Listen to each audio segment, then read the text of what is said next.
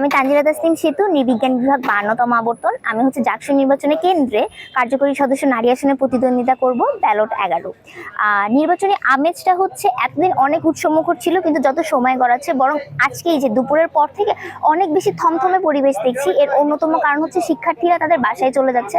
এই যে 10-11 প্লাস শুক্র শনির 12-13 যে একটা লম্বা ছুটি রয়েছে, ভোটাররা হচ্ছে তাদের বাসায় চলে যাচ্ছেন। তারা যে ভোট দিতে আসবেন নাকি এই সন্দেহটা রয়েছে, এবং আমাদের প্রার্থীদের মাঝখানে এই শঙ্কাটা কাজ করছে যে এই ক্রাইসিস ক্রিয়েট হবে নাকি, ভোটারের ক্রাইসিস। কারণ ধরুন 12,000-এর মধ্য থেকে যদি মাত্র ভোট আসে অর্ধেক, এই অর্ধেকের ভোটে আদৌ ওই প্রার্থীগুলা হচ্ছে যারা জিতবেন তারা এন্টায়ার জাহাঙ্গীরনগরকে রিপ্রেজেন্ট করবেন কি করবেন না, এটা একটা শঙ্কা থেকে যাচ্ছে। এছাড়া হচ্ছে অসহিষ্ণু আচরণ কার মধ্যে দেখিনি, তবে কিছু কিছু অনৈতিক পন্থা অবলম্বনের কথা শোনা গিয়েছে।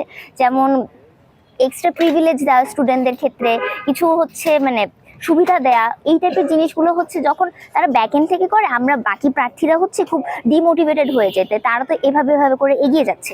তো ওই সংখ্যাটা রয়েছে। তবে যে অসহিষ্ণু আচরণ, বিশৃঙ্খলা ক্যাম্পাসে, এগুলো আমরা দেখছি না। বাকিটা দেখা যাক, 11 তারিখে আমরা জবাব পেয়ে যাবো।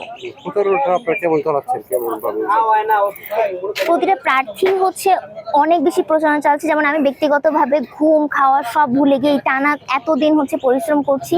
তো এই যে এখনো হচ্ছে রাত 12টা পর্যন্ত সময় রয়েছে, দেখা যাক একদম শেষ শটটা দিব যে কেমন যায় না যায়, কারণ কিছু তো আর করার নেই, সময়ও শেষ হয়ে যাচ্ছে।